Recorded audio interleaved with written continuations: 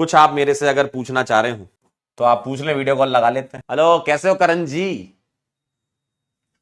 आवाज आ रही है? हेलो। हेलो, क्या मेरी आवाज आ रही है? हाँ, आवाज आ रही है मेरी? हाँ, बहुत बढ़िया। लेकिन तुम लोग दिखाई नहीं दे रहे हो, मैं दिखाई दे रहा हूं तुम्हें? हेलो, हाँ अब आ गए। हेलो अब्दुल, सुमाइला, कहकशा, कैसे हैं आप लोग? कैसी चल रही तैयारी? क्या लगता है कुछ सिलेक्शन वगैरह हो पाएगा इस बार कि नहीं? पूरी कोशिश है सर। हैं? आवाज थोड़ी कम आ रही क्या? हेलो। थोड़ी आवाज बढ़ा लेता हूँ। हाँ, क्या लगता है, कैसा लग रहा है? हेलो, हाँ, तैयारी कैसी चल रही बताएं जरा।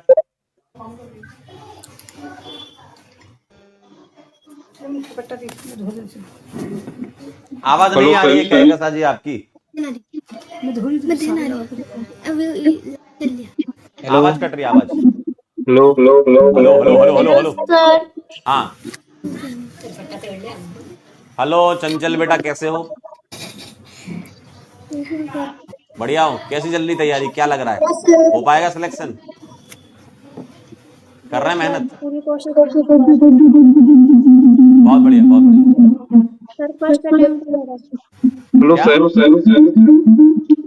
डबल आवाज क्यों आ रही है? एक मिनट रुकना जरा। सर डबल आवाज है। डबल आवाज आ रही है ना?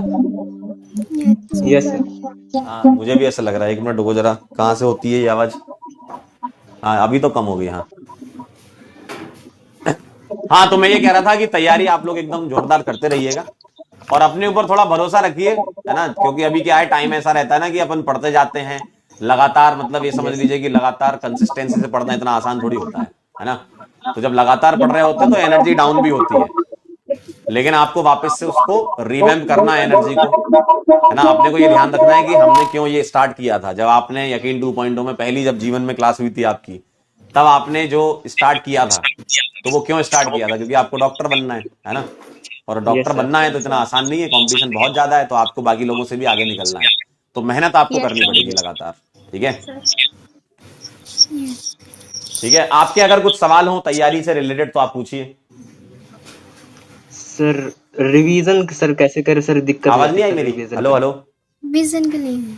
आपके अगर कुछ सवाल हो तो आप सर पूछिए। रिवीजन सर रिवीजन का रिवीजन बताओ। सर करने में थोड़ा दिक्कत होता है।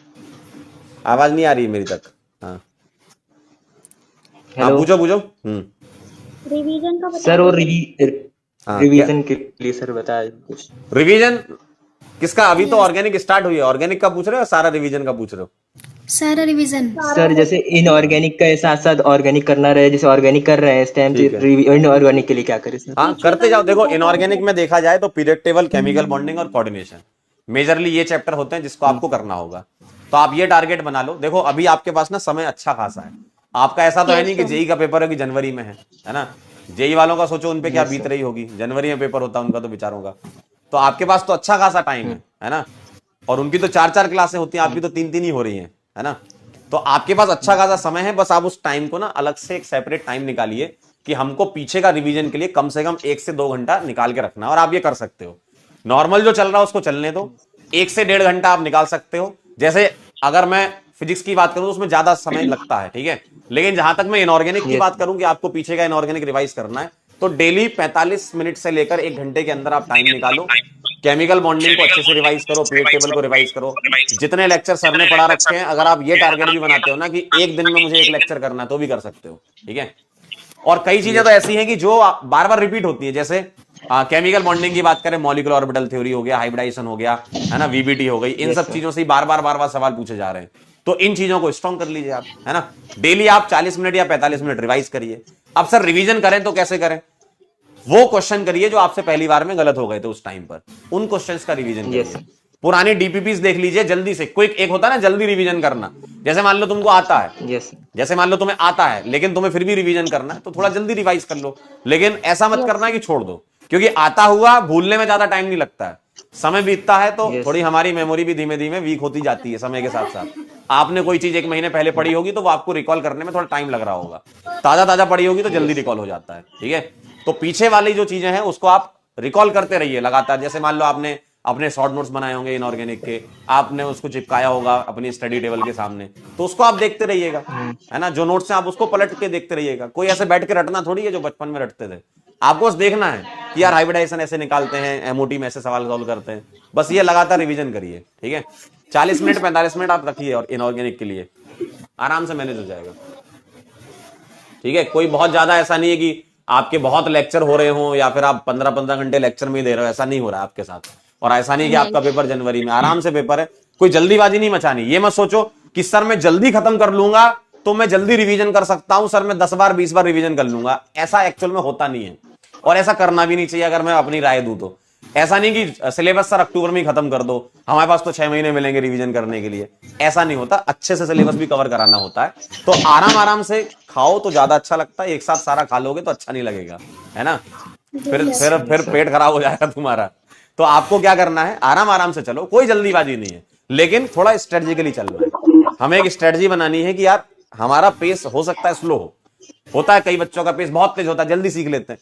हमारा पेस भले ही स्लो हो, लेकिन हम लगातार करते रहेंगे उसको, और जब हम उसको कर रहे होंगे ना तो हमारा ना वो टॉपिक इतना स्ट्रांग हो चुका होगा, क्योंकि आराम आराम से चीजें पढ़ रहे होगे तो टॉपिक भी स्ट्रांग हो जाता है ना। अब जैसे मैं आज के लेक्चर में ही आपको आईयूपीएससी ऑफ अल्केन बता देता मान लो, ठीक है, जो कि मैं बता सकता था, आप लोग को इतना आता भी है, लेकिन मैंने डिग्री तक ही क्यों पढ़ा है, ताकि आप आराम आराम से चीजों को समझो, दिमाग में चीजें बैठे, फिर हम अगले पे मूव करते हैं, है ना। मतलब अगर आप बोलो कि एक चैप्टर को पढ़ाने में हम 1 शॉट में भी करा देते हैं और 5 7 8 लेक्चर भी लेते हैं, तो इसलिए हम आराम आराम से कर रहे हैं ताकि हमारी सारी चीजें कवर हो। ऐसे ही आपको फॉलो करना है। ऐसा नहीं करना कि सर मैं तो सारे आगे के भी चैप्टर आप मुझे बता दो, मैं उसको भी कवर कर लेता हूं, सर आप तो एल्डिहाइड कीटोन कार्बोक्सिलिक एसिड भी बता दो कैसे करना है, पिछले साल हमने पढ़ रखा है।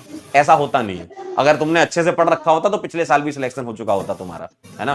तो इसलिए आराम आराम से चलो, कोई जल्दीबाजी नहीं, आराम से पढ़ने पे सिलेक्शन हो जाएगा। ऐसा नहीं कि जल्दी चलोगे, बहुत तेज भागोगे तो नहीं हो पाएगा। बहुत तेज भागोगे तो अकेले ही भाग पाओगे, फिर बैच के साथ नहीं चल पाओगे। और बैच के साथ चलने में फायदा ये है क्योंकि सही टाइम पर कितना कंज्यूम करना है वो तुम्हें पता रहता है ना। कितना कंटेंट तुम कंज्यूम कर सकते हो या कितने कंटेंट का तुम्हें रिवीजन करना है बार बार, वो बैच के साथ ही तुम कर सकते हो, ठीक है।